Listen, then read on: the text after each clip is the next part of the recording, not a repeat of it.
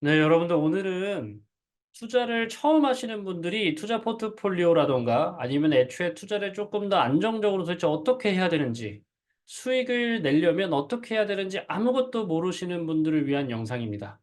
끝까지 시청하시면 투자를 처음 하시는 분들도 수익이 날 수 있게 그런 포트폴리오를 만들 수 있게 영상을 찍었으니까 10분만 투자해 보시길 바랍니다. 바로 시작을 해 보도록 할게요. 저는 333 법칙으로 설명을 일단 드릴 거기 때문에 첫 번째 3부터 좀 설명을 드리도록 할게요. 우리가 지금 투자를 아예 모른다고 생각한다면 일단 첫 번째로는 신법 3가지가 필요합니다. 그 신법 3가지에 대해서 첫 번째부터 말씀드리면 우리 대부분의 분들은 투자 성향이라고 하는 것들을 굉장히 중요시 여깁니다. 예를 들어서 여성분들은 대부분 이제 안정적인 성향이다 보니까 예금이나 적금이나 혹은 이제 금이나 이런 좀 안전한 자산들을 조금 더 좋아하시는 것 같고요. 남성분들은 조금 더 공격적이시다 보니까 코인이라던가 주식이라던가 이런 것들을 좀 더 적극적으로 하시는 경향이 조금 있는 것 같아요. 그런데 단적으로 설명드리면 저는 투자 성향은 하나도 정말 하나도 중요하지 않다고 생각을 합니다. 이유를 설명을 좀 드려 볼게요. 제가 실제로 굉장히 공격적인 성향의 사람인데 한 3달 뒤에 결혼을 해야 된다고 칩시다. 자, 그럼 저는 지금 공격적으로 해야 될까요? 말까요? 공격적으로 해도 될까요? 하면 안 될까요? 당연히 안 되겠죠. 여자친구분한테 와이프 되실 분한테 엄청나게 혼날 겁니다. 내가 집 잔금 치르기 일주일 전이에요. 코인을 해야 됩니까? 안 해야 됩니까? 당연히 하면 안 되는 겁니다. 즉, 우리가 투자 성향이 중요한 게 아니고 기본적으로 내가 지금 처한 상황이 어떠한가? 내 상황이 공격적으로 운영하면 안 되는 상황이면 여러분들은 안전하게 운영을 하셔야 되는 거고, 굳이 내가 지금 안정적으로만 투자를 할 이유가 없다면 당연히 공격적으로 운영을 하셔도 되는 거죠. 그래서 나이가 좀 많으시다면 혹은 내가 자금을 써야 된다면 우리가 기본적으로 공격적인 투자는 멈추셔야 되고, 내가 나이가 좀 어리고 지금 당장 돈을 투입할 때가 뭐 나의 소비라든가 이런 거밖에 없다면 당연히 공격적으로 조금 더 투자를 해 보시는 게 좋겠죠. 그래서 신법 첫 번째는 투자 성향보다 내 지금의 상황이 더 중요하다. 그래서 여러분들도 지금 투자하시기 전이라면 내가 지금 상황이 어떻지를 생각해 보시면 되고요. 자연스럽게 신법 두 번째를 설명을 좀 드리도록 할게요. 우리가 투자를 잘하려면 기간에 맞는 투자를 해야 됩니다. 이게 무슨 말이냐면 여러분들이 만약에 S&P 500이라고 하는 미국의 상위 500개 기업에 한 번에 투자하는 거에 투자한다고 하셨을 때 무조건 수익이 난다고 생각하시는 분들이 계세요. 근데 그러지 못할 수 있죠. 어떤 분들일까요? 20년 정도 장기 투자하시는 분이 수익이 안 날 확률이 클까요? 6개월에서 1년 정도 투자해야 되시는 분이 수익이 안 날 확률이 클까요? 맞습니다. 당연히 6개월 정도 잡으신 분이 변동성에 따라서 내가 손해를 볼 확률도 충분히 있겠죠. 제가 왜 이런 말씀을 드리냐면 우리 예전에 코로나 때 삼성전자 투자하신 분들이 다 이렇게 투자했습니다. 삼성전자 투자할 때 왜 투자했냐고 물어보면 "에이 언젠간 오르겠지. 삼성전자가 망하겠어?" 뭐 이런 말씀들을 이제 많이 했단 말이에요. 근데 실제로 어떻죠? 지금 코로나 이후로 아직도 정고점을 회복하지 못하고 있죠.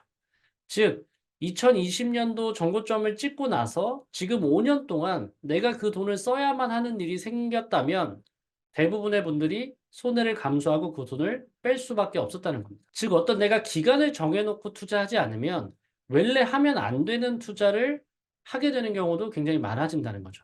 그래서 기본적으로 여러분들이 단기적으로 한 3년 동안 돈 쓸 일이 없다라고 한다면 그 3 년에 맞는 투자처를 찾아야 된다는 거를 꼭 기억을 해 주셔야 됩니다. 마지막 세 번째, 여러분들 마음을 위한 투자 신법 세 번째는 투자는 결국 실행하고 경험하지 않으면 절대 알 수 없습니다.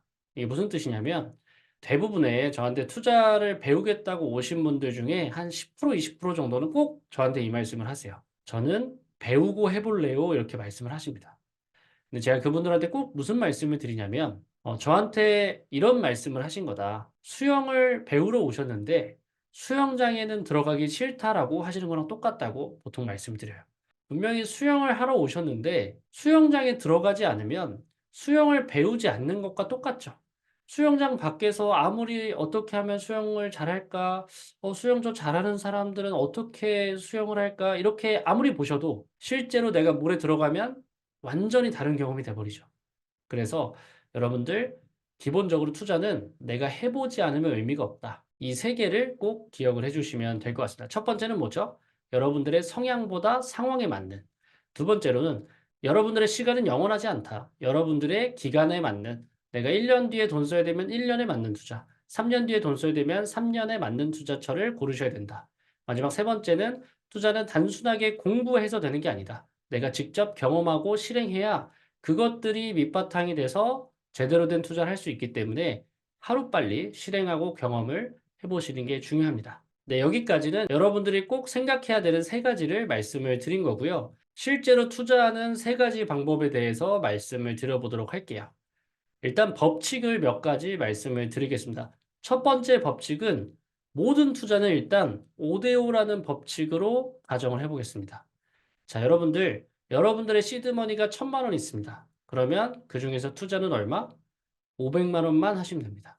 그러면 그 500만 원이 있는데 그 500만 원 중에 여러분들이 공격적으로 자산을 투자할 금액은 얼마일까요? 맞습니다. 500만 원에 5할인 250만 원입니다. 나머지는 안전자산 250만 원에 투자하면 되겠죠.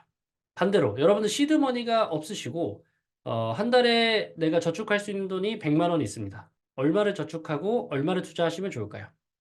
맞습니다. 50만 원 저축하시고 50만 원 투자하시면 딱 맞습니다.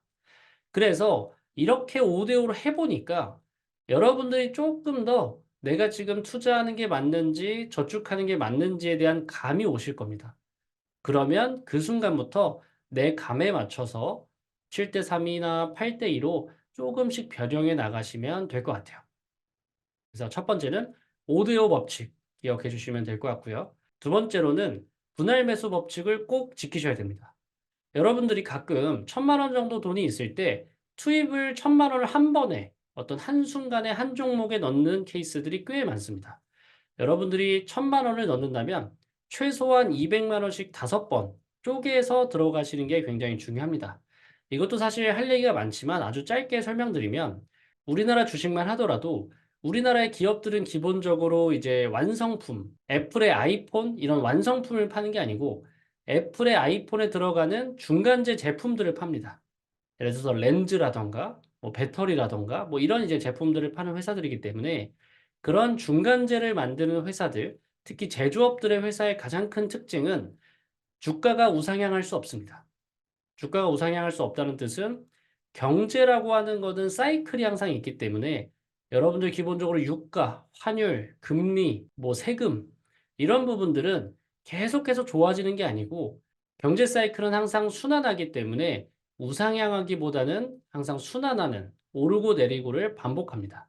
그래서 여러분들도 그 오르고 내리고를 반복하는 시기에 한 번에 투입하시는 것보다는 가급적 매입단가 평준화 효과를 누리기 위해서 분할 매수로 5번, 6번, 10번 쪼개서 들어가시는 게 굉장히 중요합니다. 가끔 물어보시는 분들이 계신데 얼마나 쪼개야 되냐? 보통은 저는 한 5번 정도 쪼개라고 말씀드리고요. 5번이면 1,000만 원을 5개월에 걸쳐서 투입하셔도 되고요. 마음이 조금 급하다. 나는 이거를 꼭 지금 넣어야겠다 하시면 3개월에 걸쳐서 3번으로 나눠서 투입하시면 제일 좋다고 생각을 합니다. 보통 한 달 정도마다는 추세가 변하기 때문에 한 달 정도의 주기를 둬서 여러분들이 투입을 해보시면 좋을 것 같습니다. 네, 마지막 법칙입니다. 마지막 법칙은 분산 투자 법칙을 지켜주셔야 됩니다. 우리가 보통 공격자산과 안전자산으로 나눠서 투자를 하는데 공격자산과 안전자산이 사실 몇 개 없습니다. 제가 대표적으로 몇 개를 설명을 드리면 공격자산은 국가, 산업, 기업 이 세 가지밖에 없습니다. 뭐 코인은 조금 제외하겠습니다. 안전자산도 세 개밖에 없습니다. 채권, 달러, 금. 즉 우리는 내 돈을 이 6가지 자산에 적재적소에 나눠서 하는 건데 여러분들은 초보 투자자이기 때문에 공격 자산이 됐든 안전 자산이 됐든 좀 기준을 명확하게 좀 정해 드리도록 하겠습니다. 자, 공격 자산 중에 국가, 산업, 기업 이렇게 말씀을 드렸는데 국가는 여러분들 미국과 한국만 투자하셔도 충분합니다. 안전 자산도 채권만 투자하셔도 지금 충분합니다. 왜 그런지까지는 제가 지금 설명을 못 드리지만 지금 당장은 달러나 금보다는 채권을 투자하시는 게 아마 훨씬 더 효과적이실 겁니다. 그러면 여러분들이 투자할 자산은 총 결국 4가지밖에 남지 않습니다. 미국 기업, 한국 기업, 이게 공격 자산이 될 거고, 그리고 안전 자산으로 미국 채권, 한국 채권이 있을 겁니다. 자, 그러면 지금 배운 딱 이 6가지만으로 여러분들이 실제로 포트폴리오를 만들어 보도록 할게요. 시드머니는 1,000만 원 정도 있다고 생각하고 실제 투입을 해 보도록 하겠습니다. 자, 공격자산과 안전자산 비중. 그러면 주식과 채권의 비중, 기업과 채권의 비중이 몇 대 몇으로 들어가면 될까요? 맞습니다. 5대 5로 해서 주식 500만 원, 채권 500만 원 들어가시면 되겠죠. 자, 근데 주식이 두 가지로 또 나뉘죠. 미국 주식과 한국 주식으로 나뉩니다. 그럼 미국 주식 250만 원, 한국 주식 250만 원 이렇게 들어가게 될 것 같고요. 안전자산도 미국 채권 250, 한국 채권 250 이렇게 들어가게 될 겁니다. 자, 근데 여러분들 분명히 이런 생각하고 계실 겁니다. 첫 번째로는 한국 주식 안 하고 미국 주식 하면 안 되나? 물론 그렇게 생각하실 수 있는데 여러분들이 투자를 지금 처음 하는 입장이라면 저는 이 5대5 법칙을 지켜보셨으면 좋겠고 미국 주식이라고 해서 무조건 올라가지 않고요. 한국 주식이라고 해서 무조건 떨어지지 않습니다. 그래서 저는 그 두 가지를 다 경험해 보시는 게 굉장히 중요하다고 생각을 하고요. 안전자산 같은 경우에는 채권을 사실 생소하게 여기시는 분들도 굉장히 많으실 겁니다. 유튜버나 포탈에 검색을 해보시면 채권 투자를 굉장히 쉽게 생각보다 하실 수 있을 텐데 채권이 좀 어렵다 하시는 분들은 상대적으로 좀 익숙한 금이나 달러로 대체하셔서 금액을 투입하셔도 괜찮을 것 같아요. 자, 그러면 결론적으로 내 1,000만 원을 미국 주식에 250만 원, 한국 주식에 250만 원, 미국 채권에 250만 원, 한국 채권에 250만 원을 넣기로 정했습니다. 자, 그런데 제가 한 번에 넣자고 했나요? 분할해서 넣자고 했나요? 맞습니다. 분할해서 넣기로 했죠. 그러면 맨 처음 달에는 결국 50만 원씩 미국 주식 50만 원, 한국 주식 50만 원, 미국 채권 50만 원, 한국 채권 50만 원으로 총 200만 원을 투입했고 이거를 5달을 하면 총 1,000만 원을 투입을 하게 됩니다. 그랬을 경우 여러분들이 의도하진 않았겠지만 굉장히 효율적인 포트폴리오가 이미 완성이 되어 있으시고 그리고 수익률도 꽤나 안정적으로 날 확률이 아주 굉장히 높은 포트폴리오가 완성이 됐습니다. 마지막으로 여러분들이 관리할 때 보면 좋은 사이트 혹은 어디서 조금 더 매수하면 좋은지에 대한 팁을 좀 드리도록 할게요. 첫 번째로는 네이버 금융이라는 사이트입니다. 네이버 금융은 우리나라 증시와 해외 증시를 전부 다 요약해서 보여주기 때문에 여러분들 지금 코스피가 2600 아래 있다면 그냥 꾸준하게 매수를 해주셔도 됩니다. 왜 그런지까지는 제가 다음번에 설명을 드리도록 할게요. 해외 증시를 보도록 하겠습니다. 해외 증시에서 가장 중요한 건 S&P 500인데 이 S&P 500 숫자가 6,000 이하라면 그래도 꾸준하게 분할 매수해 주시면 됩니다. 6,000 넘어가면요. 사실 6,000 넘어가도 큰 상관은 없는데 그러면 조금 더 쪼개서 금액을 조금 더 쪼개서 투입을 하셔도 좋을 것 같습니다. 그러면 기준을 좀 정해 드렸습니다. 2025년 기준으로 S&P 500이 6,000 이하면 꾸준하게 매수.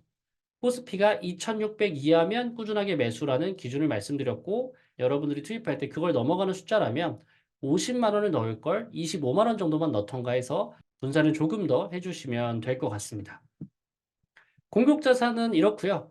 우리 안전자산인 채권도 보기로 했었죠. 안전자산인 채권은 인베스팅이라는 사이트에 들어오시면 됩니다. 지금 영어로 되어 있어서 어려우실 수 있는데 이렇게 한국어로 번역을 하실 수 있으니까 한국어로 보시면 좋을 것 같고요.